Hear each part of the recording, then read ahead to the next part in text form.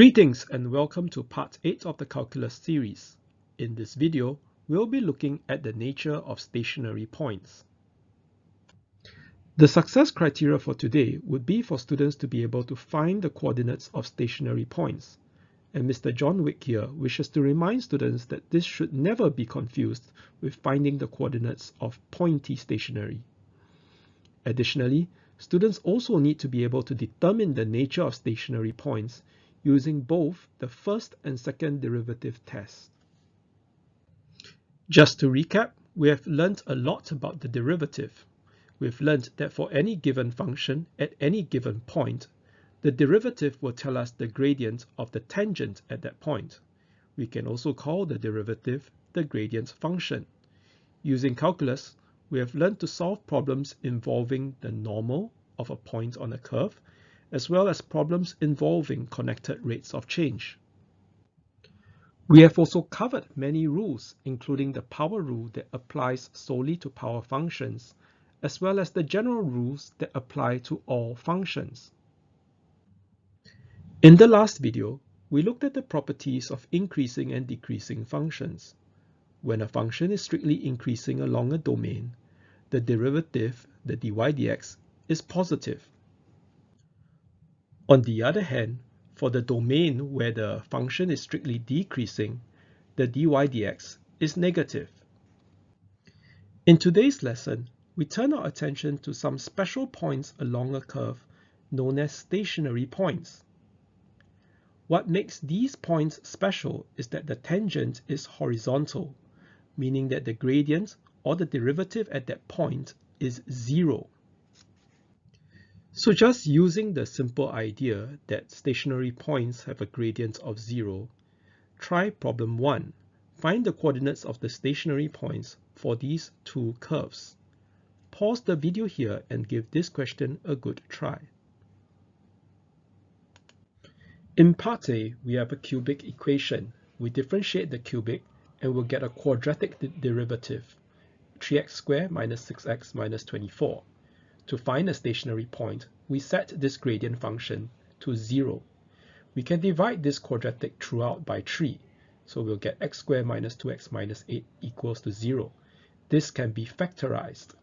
This tells us that the two x coordinates of the stationary points have to be -2 and 4.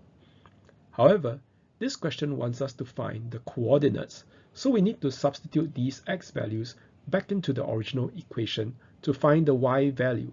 So when x is equals to -2, y will give us 38, and when x is 4, y will be -70. Hence, the two coordinates of the stationary points will be -2, 38 and 4, -70. So in problem 1b, the method is generally the same, but most students will use the quotient rule to differentiate the algebraic fraction. So let me offer you an alternative. What we can do is we can split the 5 into -4 plus 9. This allows us to perform a division, changing the improper fraction into a proper fraction. And now we can differentiate this using the chain rule. And we will get dy dx equals to 1 minus 9 over x minus 2 squared. Now, for the stationary point, we'll set dy dx to be 0. Hence, the denominator, x minus 2 squared, has to be 9. Square rooting both sides and making x the subject, we'll get x equals to 2 plus minus 3, which is just -1 and 5. And this we will need to sub back into the original equation to get the coordinates. So what we will get is when x is -1, y is -2. And when x is equals to 5, y will be 10. Hence, the two stationary points are -1, -2, and 5, 10. Now let's move on to the concept of the nature of stationary points. And by nature, what we mean is the classification of the different types of stationary points. And there are 3 in total. The first type is known as a local minimum point. And instead of the word local, you can also use the word relative. And instead of the word minimum point, you can also use the word minima, the Latin version. So let's have a look at the first curve. Observe that the gradient of the tangent, before it approaches the minimum point, it's a negative gradient, and at the minimum point, it has a gradient of 0, and then it becomes positive again. So as you can see, the gradient is increasing. The second type of curve is known as a local maximum point. So maximum can also be replaced by the word maxima. So observe the gradient again. So it starts off with a positive gradient as it approaches the maximum point. Then at the maximum point, there's a gradient of 0. Then it becomes a negative gradient after that. So it goes from positive, 0, negative. So observe that the gradient is decreasing. The third type is known as the stationary point of inflection. And take note of the two different spellings depending on the country that you come from.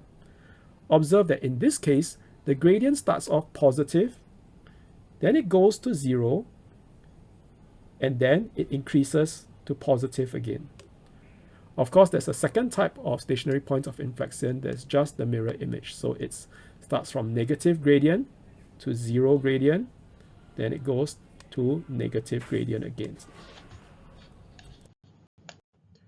So to explain the test for determining the nature of stationary points, let's look at problem 1 again. And this time I'll walk you through part A, and you'll try doing part B after viewing part A. And you might be wondering, can't we just use our common sense? Since we already know the stationary points of this cubic equation, can't we just plot the graph? And if you see, how else can you draw the cubic graph but this way? Isn't it obvious that negative 238 has to be the max and 4, negative 70 has to be the min? Yes, it's quite obvious for this curve, but for harder curves, common sense wouldn't work so well. So we're going to ban common sense, and we're going to introduce some proper formal test. Now, the first legitimate test is the first derivative test. And what we're going to do is we're going to take a closer look at the point where x is equals to negative 2. So let's first construct a table. And at x is equals to negative 2, the gradient is 0, as we know, because we found that as the stationary point. So the slope there is going to be a horizontal line. Now we're going to check a point slightly before negative 2. So let's take x equals to negative 2.01. We'll sub this inside the gradient equation. We'll get 0.1803 on the calculator. And this is going to be a positive number. So we say that dy dx is positive. So it's sloping upwards just before this stationary point. Now we check a point after negative 2. So we can sub in negative 1.99. You're going to get a gradient of negative 0.1797. But the value doesn't matter. All we care about is that it is a negative number. So it's going to be sloping downwards after the stationary point. So just by drawing the slope, you can see that this is going to be a maximum point. We can repeat the entire process for the other point. So we construct the table, we test for a point before x equals to 4, so 3.99, you see sloping downwards. And after 4.01, it'll be sloping upwards. So with this, we can see that negative 238 is going to be a maximum point, and 4, negative 70 is going to be our minimum point. Alternatively, we can perform the second derivative test. What we do is we differentiate the dy dx to get d squared y dx squared, and this is going to give us 6x minus 6. Now here, we sub in the value x is equals to negative 2 inside the second derivative, and this is going to give us a value of negative 18, and this is less than 0. What this means is that it's telling us that the gradient is decreasing at the point x equals to negative 2. Therefore, it's going to become a maximum point. So you can see the rough sketch of a decreasing gradient around that point. Likewise, if we substitute the value x equals to 4 in the second derivative, we'll get a value of 18, which is positive. Just as how the first derivative tells us how y is changing, the second derivative tells us how the gradient is changing. And since the second derivative is positive, the gradient must be increasing. So if we sketch it out, you can see that we are going to get a minimum point, And the curve is going to have a maximum at negative 238 and a minimum at 4, negative 70. So let's summarize. In the first derivative test, if we want to show that a point is a maximum point, we'll construct a table and we'll check the derivative just before and just after that point. If it's positive gradient, 0 followed by negative gradient, it's going to be a maximum point. For a minimum point, it will be negative gradient followed by horizontal 0 gradient at the turning point and a positive gradient after that point. For a stationary point of inflection, it can either be a positive gradient, 0 gradient followed by positive gradient, or negative gradient, 0 gradient followed by negative gradient. We can also apply the second derivative test. So if the second derivative is negative, it tells us that the gradient is decreasing, hence it will be a maximum point. If the second derivative is positive, it tells us that the gradient is increasing, so we're going to get a minimum point. An easy way to remember the second derivative test is using this visual image. A sad face reminds you that negative second derivative is a maximum point, and a happy face reminds you that a positive second derivative will give you a minimum point. So remember these two faces. So with that, why don't you try to determine the nature of stationary points for 1b? Pause the video here and give this question a good try. So let's pick up from where we left off earlier. We have the derivative dy dx. We have the two stationary points, negative 1, negative 2, and 5, 10. So what we'll do to determine the nature of the stationary point is we're going to construct a table. And first we're going to plug in x equals to negative 1. So at this particular point, the gradient is 0, so it's horizontal slope. Now we pick a point just before negative 1, so at negative 1.01. So we'll calculate the derivative. It's going to be a positive value, so it's sloping upwards. Now we plug in a value after negative 1, so like negative 0.99, and you'll see that it is sloping downwards.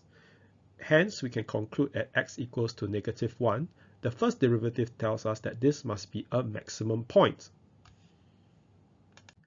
Then we just repeat for x equals to 5. Construct a new table, plug in a value before 5 like 4.99, you'll see that it's sloping downwards, and plug in a point after 5 like 5.01, and you'll see that it's sloping upwards.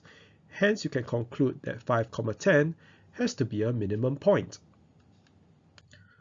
Alternatively, we could conduct the second derivative test. So we're going to find the second derivative, the d square y dx square. We'll just get it using the chain rule. We'll get 18 over x minus 2 cubed. So this tells us how the gradient is changing. So we can sub in the two stationary points. So when x is equals to negative 1, the second derivative is negative. This tells us that the gradient is decreasing, hence this is a maximum point. On the other hand, when we plug in x equals to 5, we're going to get a positive result. This tells us that the gradient is increasing, hence it is a minimum point. So with those example problems, I hope you now have an understanding of how the first and second derivative tests are used to determine the nature of stationary points, particularly for maximum and minimum points. Now, before we go on to look at the third species of stationary points, the stationary points of inflection, we need to notice that there's still an empty box in my summary table in the bottom right. What is the second derivative test for stationary points of inflections? Well, it turns out there isn't one. The second derivative test does not work. It is actually inconclusive. Let's find out why. And we can understand why it doesn't work by looking at two examples. In the first example, we have the standard cubic equation, y equals to x cubed. Is there a stationary point? Why, yes, there is. We differentiate this, we get dy dx equals to 3x squared. Let the derivative be equals to 0. You can find that there's a stationary point at x equals to 0. Voila, here we have a stationary point. Clearly, if you know the graph, this is not a maximum point, this is not a minimum point, this has to be a stationary point of inflection. So let's check the second derivative. d squared y dx squared will give you 6x. You plug in x equals to 0, and hey, the second derivative test gives us 0. So if you have a stationary point of inflection, is the second derivative always 0? You can check for all the stationary point of inflection. This statement is true. Any stationary point of inflection will give you a second derivative of 0. So why does the second derivative test not work? It turns out that logically you need it to be implying the other way, that if the second derivative test is 0, is it always a stationary point of inflection? Well, there are counterexamples. I will ask you to pause the video here and see if you can come up with a counterexample yourself. All right, the counterexample. It's y equals to x to the power of 4. We differentiate it, we'll get 4x cubed. Let the derivative be equals to 0. Clearly, there's a stationary point at x equals to 0. And notice that it's a minimum point. Let's check the second derivative. d squared y dx squared is 12x. When you sub in x equals to 0, the second derivative is also 0. So, while all stationary points of inflection have a second derivative of 0, not all second derivatives that are zeros will give you a stationary point of inflection. Hence, the second derivative test is not a conclusive test. You will have to go back and try the first derivative test if the second derivative test gives you a result of 0. Problem number 2. The equation of a curve is y equals to 8 minus 2x plus 1 cubed. Find the coordinates of the stationary points and determine its nature. Pause the video here and give this question a good try. So we can differentiate the equation using the chain rule, but don't forget the chain. You'll get negative 6 times 2x plus 1 squared. So for stationary point, we'll let dy dx equals to 0. And you'll get only one result, x is negative half. So we'll sub that back in the original equation, so y will be equals to 8. So that is our stationary point. Now we need to determine its nature. So we'll try the second derivative test. This looks easy to differentiate. So d squared y dx squared is going to give us negative 12 times 2x plus 1 times the chain of 2. That will give us negative 24 times 2x plus 1. So we'll sub in the stationary point, x equals to negative half inside here. And the second derivative test is 0. That's not good. It's inconclusive. Hence, we have to go back to the first derivative test. So we have no choice but to construct a table. We'll sub in x equals to negative half. The gradient is 0, so it's horizontal. Now let's sub in a point before negative half. Let's try negative 0.51. The gradient is negative, so it's sloping downward. Now we try a point after negative half, like negative 0.49. It is also negative, so it's also sloping downwards. Hence, we can conclude by the first derivative test that it is a stationary point of inflection. Problem number 3. The equation for a curve is y equals to 2x squared over x minus 1. Once again, determine the coordinates and the nature of the stationary points of this curve. Pause the video here and give this question a good try. Well, first we need to work out the first derivative, and we'll use the quotient rule. So we'll set the numerator to be the function u and the denominator to be the function v. So the quotient rule states that dy dx is equals to v du dx minus u dv dx over v squared. And this will give us 2x times x minus 2 over x minus 1 squared. And for a stationary point, this derivative has to be 0. So we'll just need to check that the numerator equals to 0. So that quadratic will give us two answers. X is either 0 or 2. But since we want the coordinates, we have to sub these two values back into the original y equation. And that will give us the corresponding y values.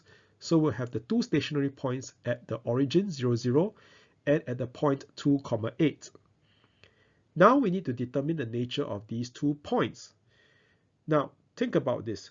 Do you really want to use the second derivative test here? Look at the first derivative. It's quite a messy function already, so do you want to do quotient rule on that? Well, I wouldn't. I'll just take the easy way out and apply the first derivative test if I could.